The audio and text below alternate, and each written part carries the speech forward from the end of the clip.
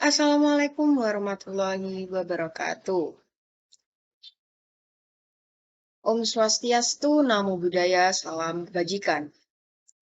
Di sini saya akan mempresentasikan mengenai bab Pancasila sebagai ideologi bangsa dan negara. Konsep dasar ideologi. 1. Ideologi dianggap sebagai perangkat prinsip pengarahan yang dijadikan dasar serta memberikan arah dan tujuan untuk dicapai dalam melangsungkan dan mengembangkan hidup dan kehidupan nasional suatu bangsa dan negara, menurut Lemhanas 1995. Yang kedua, menurut Saryati 1982, ideologi sebagai suatu ilmu tentang keyakinan dan cita-cita yang dianut sekelompok tertentu, kelas sosial tertentu, atau suatu bangsa dan ras tertentu. Yang ketiga, dengan demikian, ideologi dapat dikatakan sebagai sistem paham mengenai dunia yang mengandung teori perjuangan dan dianut kuat oleh para pengikutnya menuju cita-cita sosial tertentu dalam kehidupan. Dalam pandangan Ribeiro 1986, ideologi sebagai suatu paham mengandung unsur-unsur. Yang pertama, pandangan yang komprehensif tentang manusia, dunia, dan alam semesta dalam kehidupan.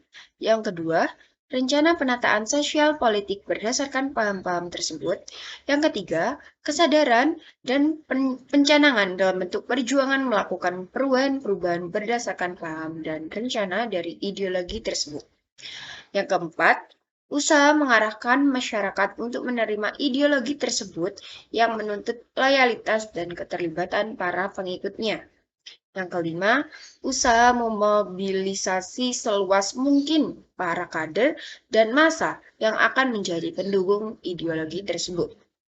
Sedangkan menurut Thomson 1984 bahwa ideologi mengandung 3 unsur utama, yaitu 1. Adanya penafsiran atau pemahaman terhadap kenyataan. Kenyataan yang dianggap benar setidaknya bagi para penangannya. Yang kedua, memuat seperangkat nilai atau keyakinan moral. Seperangkat nilai itu akan mengatur dan menata kondisi masyarakat. Yang ketiga, memuat orientasi pada suatu tindakan. Hal ini mengandung makna bahwa ideologi bukan sekedar penafsiran semata, akan tetapi merupakan pedoman untuk mewujudkan nilai atau keyakinan moral. Oleh karenanya, ideologi harus memiliki suatu interpretasi, etika, dan retorika. Dimensi ideologi adalah sebagai berikut. Yang pertama, realitas. Mencerminkan kehidupan ideologi untuk mengadaptasikan nilai-nilai yang hidup dan berkembang dalam masyarakat. Ideologi mencerminkan citra bahwa dirinya sama dan sebangun dengan realitas yang ada di dalam masyarakat. Yang kedua, idealisme.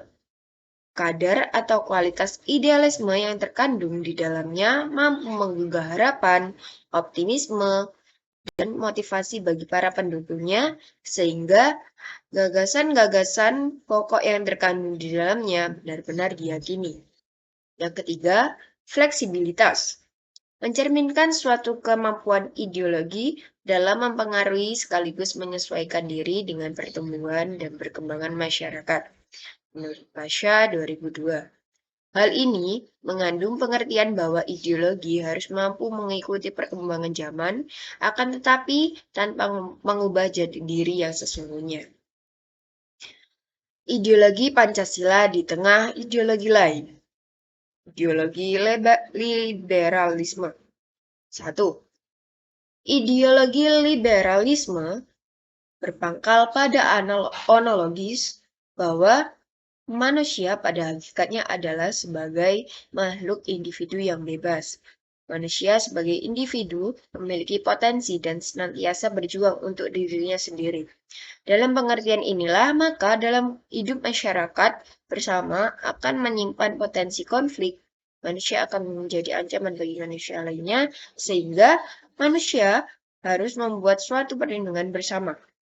Negara yang pertama kali memulai timbulnya liberalisme adalah negara Inggris. Yang kedua, ajaran liberalisme bertolak belakang dari hak asasi manusia yang melekat pada manusia sejak lahir dan tidak dapat diganggu-gugat oleh siapapun, kecuali dengan persetujuannya.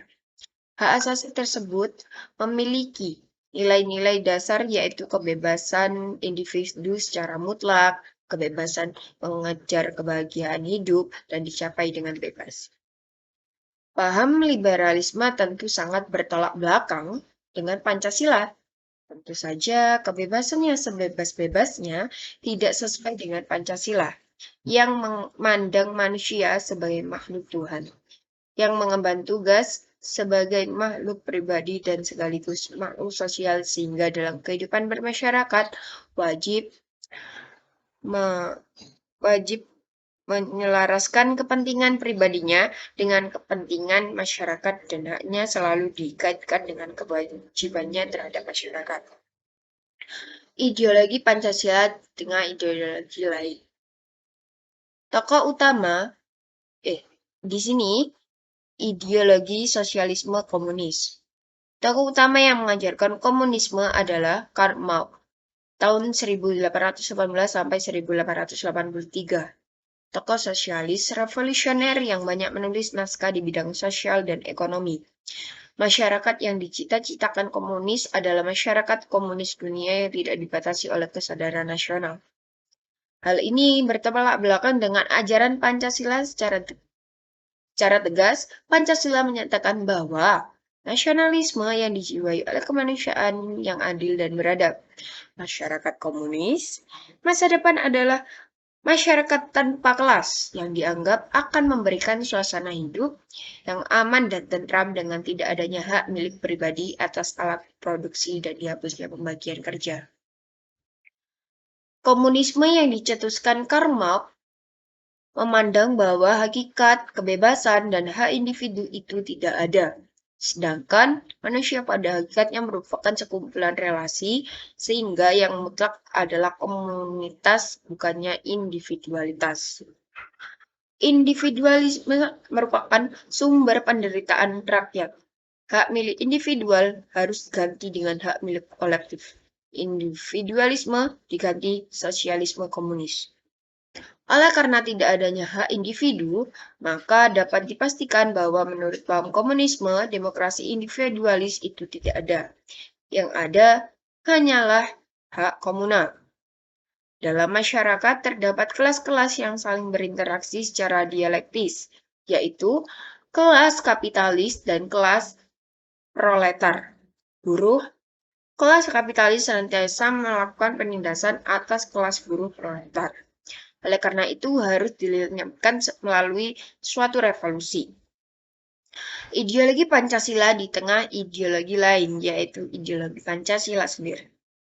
Pada awalnya, secara kausalitas bersumber dari nilai-nilai yang dimiliki oleh bangsa Indonesia, yaitu dalam adat istiadat, serta dalam agama-agama bangsa Indonesia sebagai pandangan hidup bangsa. Oleh karena itu, nilai-nilai Pancasila berasal dari nilai-nilai pandangan hidup bangsa yang telah diyakini kebenarannya, kemudian diangkat oleh bangsa Indonesia sebagai dasar filsafat negara, kemudian menjadi ideologi bangsa dan negara. Manusia menurut Pancasila berkedudukan kodrat sebagai makhluk pribadi dan sebagai makhluk Tuhan Yang Maha Esa. Oleh karena itu, nilai-nilai ketuhanan senantiasa menjiwai kehidupan bangsa dalam hidup bernegara. Kebebasan manusia dalam rangka demokrasi tidak melampaui hakikat nilai-nilai ketuhanan, bahkan nilai ketuhanan menjelma dalam bentuk moral dalam ekspresi kebebasan manusia. Ideologi mempengaruhi cara suatu bangsa mengatasi masalah pada bidang politik, ekonomi, sosial, budaya, pertahanan, dan keamanan. Dua ideologi yang telah dibicarakan sebelumnya dipelopori oleh Amerika Serikat dan Uni Soviet. Namun, dalam era globalisasi ini, ideologi komunis tidak mampu bertahan karena tidak mampu mewujudkan impian masyarakat untuk meningkatkan kesejahteraan hidup. Ideologi Pancasila. Ideologi Pancasila yaitu ideologi pada suatu bangsa pada hakikatnya memiliki ciri khas dan karakteristik masing-masing bangsa. Ideologi Pancasila sebagai ideologi bangsa dan negara Indonesia berkembang melalui suatu proses yang panjang. Pada awalnya, secara kausalitas bersumber dari nilai-nilai yang dimiliki oleh bangsa Indonesia sebagai pandangan hidup bangsa. Yang kedua, ideologi Pancasila mendasarkan pada hakikat sifat kodrat manusia sebagai makhluk individu dan makhluk sosial. Selain itu, bahwa manusia menurut Pancasila berkedudukan kodrat sebagai makhluk pribadi dan sebagai makhluk Tuhan Yang Maha Esa. Yang ketiga, Pancasila adalah ideologi bangsa Indonesia yang digagas oleh The Founding Father setelah melakukan perenungan yang mendalam dan panjang untuk menyepakati Pancasila sebagai ideologi bangsa dan negara Republik Indonesia. Proses globalisasi membawa dampak yang luas. Dalam bidang ideologi, kita melihat adanya dua kekuatan ideologi besar, yaitu yang pertama ideologi liberalis dan yang kedua ideologi komunis. Dua ideologi tersebut menjadi kekuatan dunia selama beberapa dekade yang dipelopori oleh Amerika Serikat dan Uni Soviet. Namun, ideologi komunis tidak mampu bertahan. Hancurnya ideologi komunis disebabkan karena ideologi komunis dibangun dari suatu filosofi yang tidak universal. Konsep materialisme dan konsep sama rasa sama rata bertentangan dengan kodrat manusia. Sedangkan pada ideologi liberalis yang sampai sekarang masih bertahan didasarkan pada kebebasan. Namun, dalam perkembangan selanjutnya, liberalisme mengarah kepada individualisme, sehingga kepentingan dan hak individu lebih ditonjolkan. Suatu ideologi akan mampu mempunyai ketahanan jika ideologi tersebut didukung oleh masyarakat bangsanya. Dukungan tersebut akan makin kuat bila ideologi tersebut diyakini kebenarannya. Keyakinan akan kebenaran itu semakin kokoh jika ideologi tersebut memang mengandung kebenaran. Kebenaran Pancasila secara filosofis, menurut Notonegoro, terletak pada hakikatnya yang abstrak, umum, dan universal. Menurut Notonegoro, hakikat Pancasila yaitu kelima nilai yang terkandung dalam Pancasila tersebut berlaku bagi siapa saja, kapan saja, dan di mana saja, sebab kelima nilai tersebut berdasarkan pada kodrat manusia. Menurut Notonegoro, hakikat manusia terdiri atas 3 kodrat, yaitu bahwa manusia terdiri dari jiwa raga, individu sosial, makhluk pribadi, makhluk Tuhan. Kebenaran Pancasila secara religius bisa dilihat dari hakikatnya, yaitu berupa ketuhanan, kemanusiaan, persatuan, kerakyatan, dan keadilan tidak bertentangan dengan ajaran semua agama.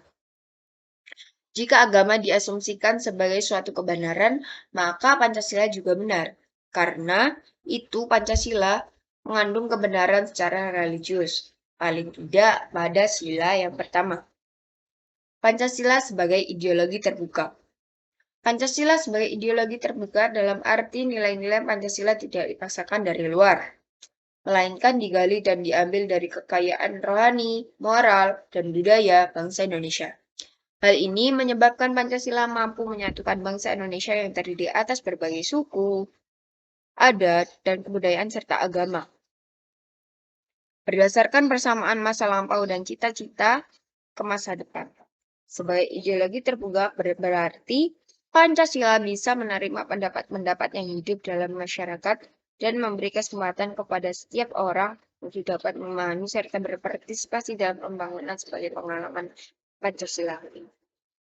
Kebenaran Pancasila secara religius dilihat dari hakikatnya yang terdiri atas ketuhanan, kemanusiaan, persatuan, kerakyatan, dan keadilan. Tidak bertentangan dengan ajaran agama. Secara ilmiah bisa dilihat dalam kenyataan hidup sehari-hari bangsa Indonesia. Secara koherensi, kebenaran Pancasila dilihat pada susunannya. Sedangkan jika dilihat dari hukum sebab akibat yang juga merupakan asumsi ilmu, maka susunan Pancasila juga mengandung kebenaran. Pancasila sebagai ideologi terbuka. Sebagai ideologi terbuka, Pancasila bisa menerima pendapat-pendapat yang hidup dalam masyarakat dan memberi pendapat-pendapat yang hidup dalam masyarakat dan memberi kesempatan pada setiap orang untuk memahami serta berpartisipasi dalam pembangunan sebagai pengalaman Pancasila dan tidak menolak bahan-bahan baru dari kebudayaan asing yang dapat mengembangkan dan memperkaya derajat kemanusiaan bangsa Indonesia. Dalam wacana politik internasional yang tidak menentu dan globalisasi bersama dengan gagasan-gagasan yang tidak seimbang saat ini, telah menyebabkan bangsa-bangsa dunia ketiga dalam posisi sulit, terutama dalam rangka mempertahankan jati dirinya. Hal ini karena politik internasional dan globalisasi adalah sebuah proses penaklukan budaya. Upaya mempertahankan jati diri ini adalah mekanisme melestarikan diri sebagai sebuah bangsa. Bangsa yang takluk secara budaya, disukai atau tidak, akan mengambil budaya penakluk tersebut tanpa melalui sebuah proses kreatif.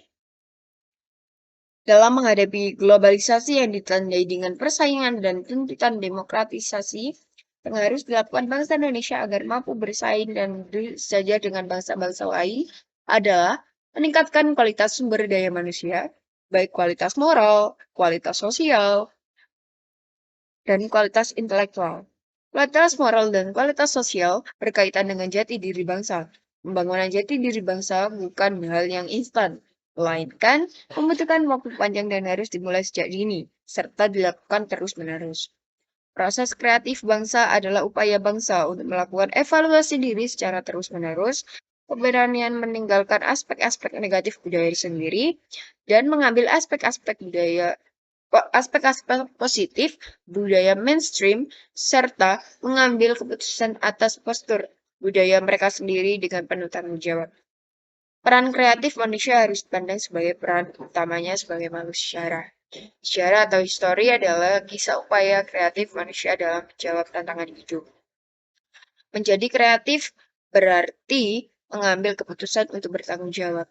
Kurangan kreatif ini dibicarakan pada kapasitas kreatifnya, yaitu yang pertama, kepekaan dan kepedulian terhadap lingkungan termasuk pasar yang dilayaninya. Yang kedua, kesanggupan untuk melayani orang lain secara tidak diskriminatif. Yang ketiga, kejujuran untuk melakukan evaluasi diri secara terus-menerus. Empat, kekayaan imajinasi untuk menyediakan alternatif pemecahan masalah. Yang kelima, kecerdasan untuk menilai kelayakan rumusan pemecahan masalah tersebut. Yang keenam, keberanian untuk memilih pemecahan masalah dengan penuh tanggung jawab. Dan yang terakhir, keterampilan untuk melaksanakan pemecahan masalah tersebut secara etis, terutama dalam sebuah lingkungan yang mencukupi. Kesimpulan dari materi di atas, yang pertama, ideologi yang disepakati oleh bangsa Indonesia dalam bernegara adalah ideologi Pancasila. Ketangguhan nilai-nilai luhurnya bersumber dari berbagai nilai-nilai dalam keragaman perbedaan adat istiadat, suku, ras, agama seluruh bangsa Indonesia sebagai kesatuan pandangan hidup. Oleh karena itu, ideologi Pancasila ada pada kehidupan bangsa dan bersatu padu untuk melangsungkan kehidupan bermasyarakat, berbangsa, dan bernegara dalam mewujudkan cita-cita proklamasi kemerdekaan RI 17 Agustus 1945. Kedua, suatu ideologi akan mampu mempunyai ketahanan jika ideologi tersebut didukung oleh masyarakat bangsanya.